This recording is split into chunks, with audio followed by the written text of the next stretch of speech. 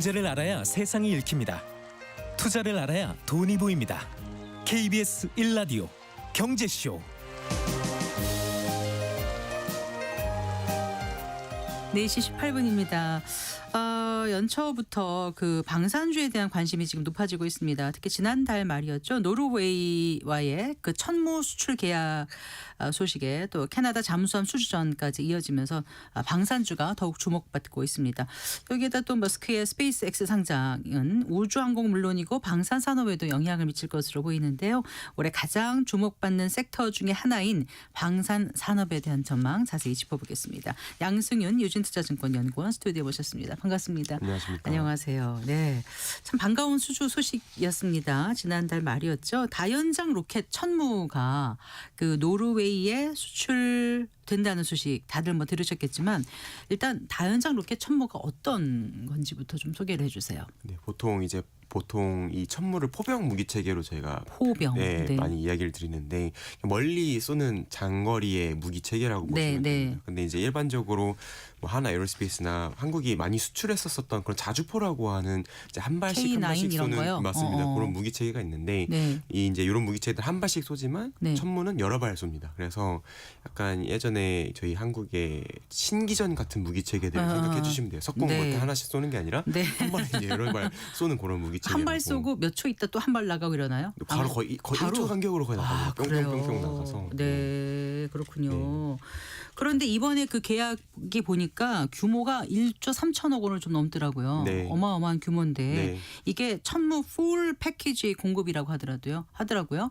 풀 패키지라는 게 무슨 의미였습니까? 일단은 뭐 천무라고 하는 게 제가 말씀드린 이제 그 여러 가지 구성 요소들이 있는데 이제 발사대도 있어야 되고 그리고 거기에 대한 이제 뭐 미사일 탄 이런 것들도 다 포함이 돼야 되고 여기에 대한 이제 운용에 관련된 뭐 교육 시스템이나 이런 부분들을 일체로 해서 이제 공급을 해주는 그런 이제 계약이어서 사실 뭐 다른 계약들도 마찬가지입니다. 저희가 다 그렇게 다 해주기 때문에 뭐 이제 전체 계약들을 땄다라고 봐주시면 될 것 같습니다. 근데 경쟁이 치열했었겠죠.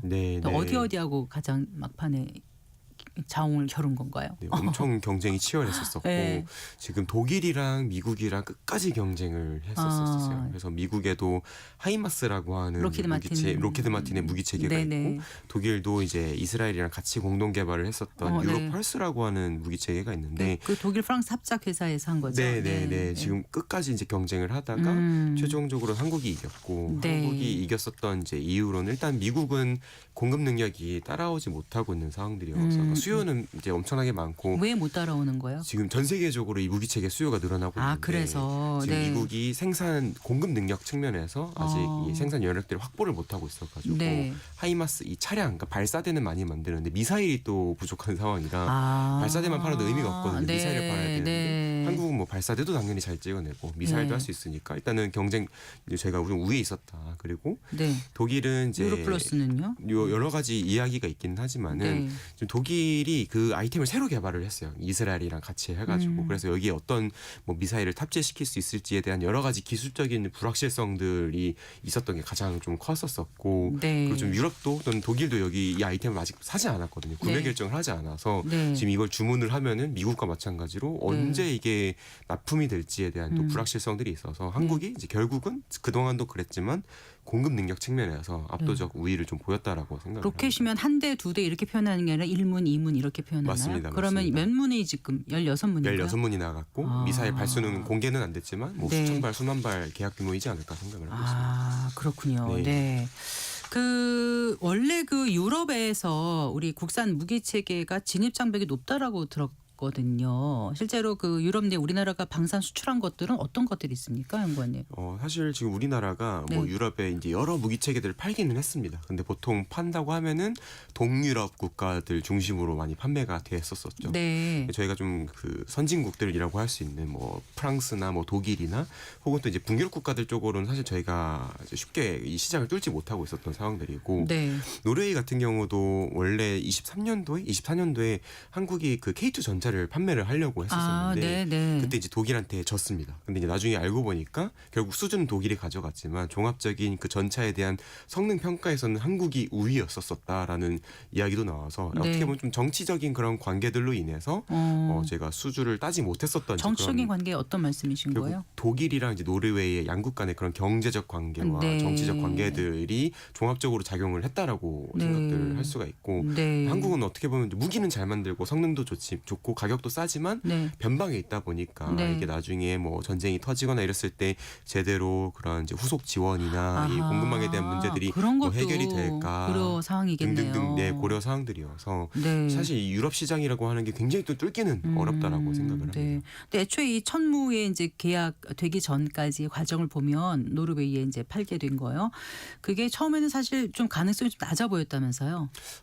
그렇죠. 왜냐면은 방금 말씀드린 것처럼 전차 사업에서 한번 떨어진 경험도 있고 네. 그리고 이제 유럽에서 이제 여러 가지 이 무기 수요들이 늘어나고 있다 보니까 근데 네. 또 유럽 국가들이 돈이 그렇게 많지는 않아요. 그러니까 항상 국방 예산에 대한 이제 문제들이 있다 보니까 이 부족한 예산들을 지원해주기 위해서 뭐 세이프 프로그램이라 그래가지고 이 무기들을 살 수 있는 네. 대출 프로그램들을 이제 제안을 하고 있는데 네. 그 대출을 써가지고 무기를 사려면은 유럽에서 조달을 또 해야 되는 아하. 이제 문제들이 있어서 네. 사실 뭐 한국이 이제 그런 세이프 자금을 써가지고 뭔가 무기를 판다거나 이제 이런 것들은 불가능했기 때문에 조금 이제 굉장히 좀 어려운 걸로도 많이 이야기가 됐었었죠. 네. 그럼 이번에 천무가 계약을 결국 그 따낼 수 있었던 배경은 뭐예요? 일단은 배경으로는 결국 이 무기 체계라고 하는 거는 네. 기업들만의 노력으로는 이루어지지 않는다. 기업들만의 노력으로는 네, 네. 말씀드린 것처럼 네. 우리나라의 군과 그리고 이제 관에서의 사실 이제 종합적으로 이제 접근이 필요한데 네. 뭐 이제 작년부터 해서 지금 뭐 강훈식 비서실장님이라든지 여러 네. 가지 정치권에서도 뭐 국가 대 국가로서 마케팅을 해주고 계시는 상황들이어서 대통령이 친서도 직접 전달을 맞습니다. 하고 그런 네. 부분들이 좀 주요했다. 그리고 또 저희가 이번에 노르웨이 계약을 따긴 했지만은 네. 작년 12월 달에는 폴란드 계약을 또 3차 계약을 땄었거든요. 네, 네. 그때 이제 현지 양산에 대한 계약들을 저희가 체결을 했었었는데 현지에서 네, 폴란드에서 앞으로 천무에 들어갈 미사일을 만들겠다라고 했었었고 제가 앞에서 잠깐 공급망에 대한 문제들을 말씀드렸는데 폴란드에서 그 미사일을 만들게 되면은 그 네. 리스크가 없어지는 거니까 훨씬 줄어드는 그쵸. 거죠. 네. 유럽 입장에서는 또 노르웨이 입장에서는 좀 편안한 거죠. 나중에 전쟁이 터져도 여기서 조달을 하면 되니까 네. 약간 이제 폴란드의 그 현지 공장을 만드는 결정을 한 것도 네. 상당히 좀 의미가 있었다라고 생각을 합니다. 아, 네. 일단 우리가 확실히 가격 경쟁력은 있는 건가요? 그렇다고 생각을 합니다. 그리고 납기를 좀 잘 맞춘다는 그런 장점도 있다면서요? 그렇죠. 지금 저희가 폴란드에 2022년에 계약을 체결을 했었었는데 네. 2025년도까지 해서 뭐 K9 자주포나 K2 전차에 대한 1차 계약들은 이미 종료가 됐습니다. 거의 네. 뭐 3년 만에 180대 이런 어마어마한 숫자들을 완전히 빠르게 끝내버린 상황들이어서 이 네. 속도를 따라가기는 어렵다. 해외 국가들이. 그렇군요. 어쨌든 기업과 함께 정부가 정말 원팀으로 뛰어야만이 뭔가 성과물을 낼 수 있는 그런 분야인 건 확실한 것 같습니다. 맞습니다. 이번에 네. 과정을 지켜보면서 그런데 이제 그 노르웨이 기후에 최적화됐다 이 기술적인 측면에서 이것도 이제 성공적인 계약을 따낼 수 있는 하나의 원인이 됐다 이렇게 얘기를 하더라고요. 네네네. 네. 그 부분도 분명히 작용했다라고 생각을 합니다. 사실 우리나라의 또 장점이라고 하면은 뭐 성능, 납기 이런 것도 있지만은 이제 고객들이 요구하는 사항들에 대해서 커스터마이징이 대단히 유연히 맞춤형으로. 작용을 네. 하기 때문에 또 한국은 이제 뭐 천무 이전에 K9 자주포를 뭐 핀란드나 네. 이제 이런 북유럽 국가들에 판 경험들이 있어요. 네, 그때도 이제 네. 뭐 혹한기나 결국 눈이 많이 내리니까. 눈 많이 내리는 네, 그런 환경에 대한 예. 대응 능력들을 또 갖췄었었고 이제 그걸 네. 천무에다가도 적용을 해줬던 게 또 하나의 포인트가 됐었다고. 아무래도 생각합니다. 극저온이라든가 설원 이런 환경에서는 그 기술의 그 정확도 이런 게 굉장히 중요할 것 같아요. 맞습니다. 그 네. 설원에 대한 뭐 이동 능력도 그렇고 아하. 무기 체계들이 그런 이제 저온에서도 정상적으로 작용을 하는가 여기에 대한 이제 신뢰들이 또 중요하다 생각을 하고 있고 네. 사실 이제 저도 군대를 나왔지만은 이제 한국도 최전방이 엄청 근데 추워요. 어디 다녀오셨습니까? 저는 이제 하천에서 포병에 추운 데서 네. 계셨네요. 네. 영하 막 뭐 2, 30도까지 떨어지는데 거의 전방이라고 하는데 아닌가 맞습니다. 하천하면요. 네. 네. 최전방에서 포병 무기 체계들을 아이고, 운용을 했었는데 고생하셨습니다. 네. 그런 부분들이 또 저희 한국도 사실 추운 데서 운용을 많이 했기 때문에 그렇죠. 경쟁력이 네. 있다고 생각을 합니다. 네, 그래요. 그 노르웨이 수출 계약으로 이제 앞으로 북유럽 국가들이 한국산 무기 체계 도입의 어떤 그 전략적 교두보가 마련된 것 마련됐다 이런 이제 평가도 있는데 이 부분에 대해서는 어떻게 보십니까?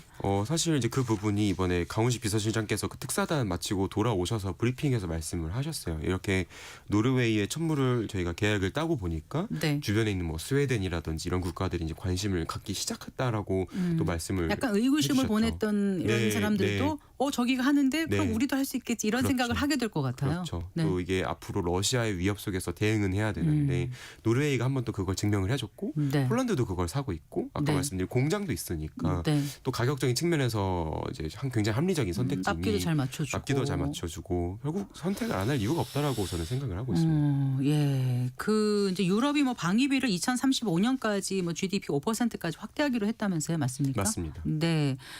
그리고 또 나토 회원국들은 미국이라든가 다른 나라 의존도를 줄이면서 자체 어떤 그 방위 산업의 생태계를 강화하기로 했다고도 전해지는데 그러면 결국은 어떻게 되는 건가요? 이게 우리한테 유리한 건가요? 불리한 건가요? 이게 일반적으로는 저희가 불리하다라고 보통 이야기가 많이 됩니다. 왜냐하면 아까 말씀드린 그 세이프 대출이 딱 그 정책의 일환이거든요. 네. 그러니까 돈을 유럽에서 이제 자금을 지원을 해줄 테니까 네. 유럽산 무기를 사라. 네. 그러니까 대출해준 이제 무기 체계를 구매를 할 때 그 네. 무기 원가의 65% 이상을 유럽 내에서 조달을 하라라고 아하. 규정을 하고 있어요. 네. 그럼 이제 해외 나토 안에서요? 나토 안에서 EU 네. 국가들 네. 안에서 하라고 이야기를 해서 한국은 대응하기가 어려워지니까 이게 쉽지 않다라고 보통 생각을 하는데 네. 근데 조금 이제 들려오는 이야기로는 그 세이프 대출로 자금이 들어오니까 네. 또 자체 국방 예산에 대한 여유들이 생기기 시작하면서 아하. 또 자체 국방 예산으로는 그럼 한국 무기 사지 뭐 이렇게 이야기들이 아하. 나오고 있어서 뭐 꼭 네. 우리한테 부정적으로만 작용하는 건 아니다라고 생각을 하고 있습니다. 네.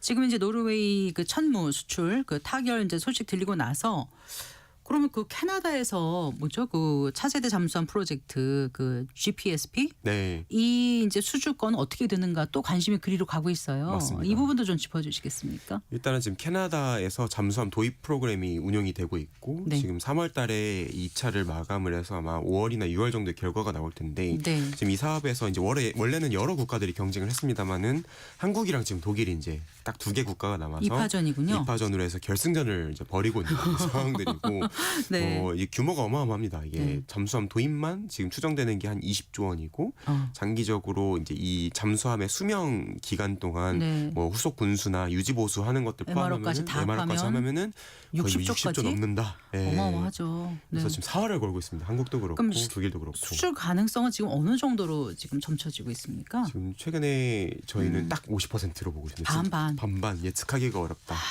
작년 51만 대도 좋겠어요. 51만 대도 좋겠는데 무기 체계를 봤을 때 한국이 우위에 있다고도 생각을 합니다. 어떤 면에서요? 잠수함의 그런 자막 능력이라든지 잠항 이게 오랫동안 물속에 오랫동안 들어가서 있을지, 있는지 예. 또는 뭐 이 무장에 대한 화력에 대한 능력들이라든지 한국 잠수함이 네. 좀 크거든요. 그래서 네. 오래 자망도 할 수 있고 그리고 네. 이제 많은 무기 체계들 미사일도 실을 수가 있어가지고 뭐 캐나다가 결국 요구하는 거는 그 캐나다의 넓은 이제 영해를 돌아다니는 능력들을 필요로 하는 건데 캐나다가 자망을 하면서 맞습니다. 네. 근데 독일은 이제 거기에 조금 우리보다는 사이즈가 작고 이래서 열이 그래요? 있어서 제품은 우리가 좋다. 근데 이제 이제는 아까도 말씀드렸지만은 뭐 무기만 좋다고 해서 파는 게 아니라 국가 대 국가의 사업이기 때문에 이거 무기를 팔고 또 거기에 이제 다른 산업적인 연계들을 가치를 제공을 해줘서 네. 결국 이 무기를 사는데 그치는 게 아니라 산업적인 협력들까지도 수요 국가에서는 원하고 있는 상황들이어서 그걸 이제 네. 한국이랑 독일이 우리는 어떤 걸 해줄 수 있다 이런 식으로 제안을 하면서 굉장히 치열하게 주고받고 있는 일단 상황입니다. 독일은 나토 회원국으로서 캐나다하고 어떤 밀접한 어떤 그 군사 협력 관계가 이미 있기 때문에 맞습니다. 유리한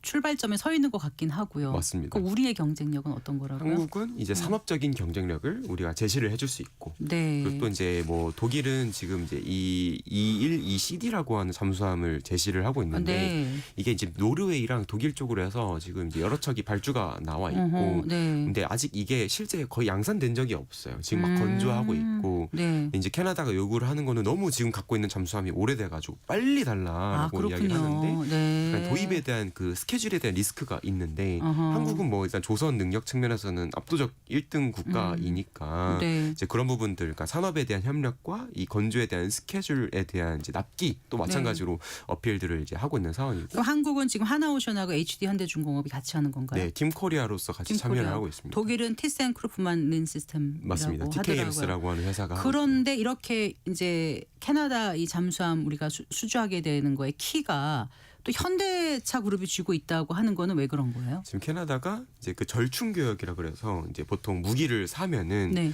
그 가치에 상응하는 뭔가 이 반대급부라고 하는 것들 옵션을 거는 거군요. 거는 거죠. 네, 이거 해달라. 네. 우리가 이것만 살 수 없다. 우리한테도 뭔가 경제적 이점을 남겨야 되지 않겠냐. 그거 요구하는 게 뭐예요? 그래서 자동차 공장을 지어달라고 이야기를 하고 있습니다. 네. 그래서 이 독일은 이제 뭐 폭스바겐이 거기에다가 뭐 배터리 공장을 짓겠다 등등등 네, 네. 이야기들 하고 있으니 예. 그럼 한국은 뭐 자동차 회사가 이제 현대차, 기아차가 있는데 현대차가 이 캐나다에 공장을 좀 지어주면 좋지 않을까 이렇게 이야기를 하고 그런데 있어서 선제적으로 먼저 그 계약을 해달라는 거죠. 오퍼를 해달라는 오퍼를 해달라. 이야기다. 만에 하나 그러고 수주를 안 되게 되면 어떻게 되는 거예요? 사실 그래서 이번엔 현대차가 한번 가셨어요. 그 예. 특사단이랑 같이 해서 가셨고 예. 그래서 일단은 지금 뭐 다 법적 구속력이 없습니다. MOU 형태로 해서 우리가 수주를 하면은 이제 여기에 대해서 우리가 이것들을 뭐 해줄 수 있다, 뭐 논의할 수 있다 이런 식으로 뭐 제안을 해주고 있어서 저희 제안을 드리고 있어서 네. 뭐 법적 구속력은 없기 때문에 만약에 안 되면은 뭐 이제 그거는 없는 이야기가 될 수 있다라고. 어쨌든 생각을 우리는 합니다. 현대차 자동차 투자는 못하지만 무슨 네, 수소 생태계 수소나 그게 어떤 의미예요? 수소 생태계를 한다는 게. 지금 이제 자동차 공장 투자는 사실 이제 아직 확정된 사안들은 아니지만 네. 이제 거기 지금 유럽 뭐 저희가 수소에 대한 뭐 수요들도 있고 캐나다에서 이제 수소에 대한 뭔가 밸류 체인들을 저희가 확보를 할 수 있으니까 현대차가 현실적으로 검토를 해봤을 때 이 수소에 대한 부분들은 그래도 캐나다랑 같이 협업을 해볼 수 있겠다라는 네. 정도여서 뭐 수소에 대한 여러 밸류 체인들을 캐나다에 뭐 짓겠다 이렇게 좀 저는 이제 생각들을 이제 하고 있고 네. 그 외에도 뭐 한화 그룹에서 여러 가지 뭐 우주나 방산에 대한 협업들 네. 그리고 포스코 인터내셔널이 뭐 히토류에 대한 개발들까지 여러 옵션들을 저희가 제시를 하고 돌아온 걸로 확인이 되고 있습니다. 그래요. 그러니 이제 방산 경쟁이라는 게 어떤 단일 무기 성능을 넘어서서 수출 맞습니다. 단위도 중요하고 맞습니다. 뭐 규모 또 계약의 결이 많이 좀 이전과는 좀 달라지고 있다는 생각을 많이 하게 듭니다. 되네요. 네. 네. 그 노르웨이 천무라든가 캐나다 잠수함처럼 이제 시스템 아까 말씀하신 운영 장비라든가 산업 협력까지 국가 간의 신뢰 뭐 여러 가지를 다 다각적으로 고려해야 되는 그런 중요한 부분이 많이 보이는데 그런 면에서 우리가 어느 정도 글로벌 경쟁력이 있다고 판단하시는지. 사실 지금 이제 한국은 늘 방산 순위에서 한 10위권에 위치해 있다라고 이야기가 이제 되고 있는데 네. 사실 10위권만 해도 어마어마한 거다. 그렇죠. 네, 왜냐면은 1등은 이제 미국이고 그다음에 네. 이제 원래 러시아, 중국 그리고 이제 유럽 국가들이 쭉 그 포진이 되어 있었었는데 한국이 이제 10위권 안으로 들어왔고 이제 정부에서 강조를 하시는 부분들은 앞으로 뭐 방산 뭐 4강 정도까지는 가볼 수 있지 않을까라고 목표를 제시를 하고 있는 상황이어서 네. 앞으로 저희는 이제 뭐 10위 지금은 10위지만 올라갈 수 있는 계단들이 많다라고 생각을 하고 있습니다. 네. 국내 대표 방산 4사 하면 어디죠? 하나 에어로스페이스, 네. 한국항공우주 그리고 하이, 이제 현대로템, 네. 그리고 이제 LG 넥슨까지 네. 네. 있습니다.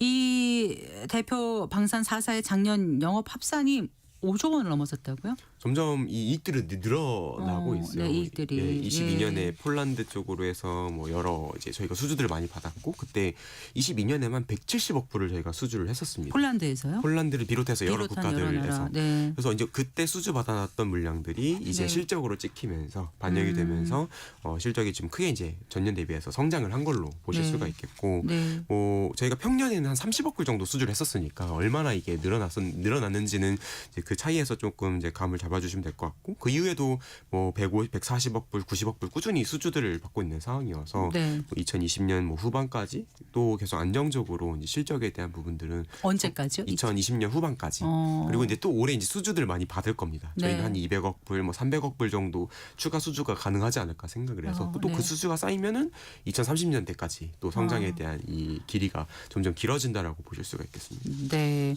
어쨌든 올해 전망만 하더라도 당장 그 방산 4사 합산 영업이익이 6조 6천억 원 넘을 거란 이런 보고서가 나오고 있는 것 같더라고요. 네. 전망 예측치가요. 네, 맞습니다. 네.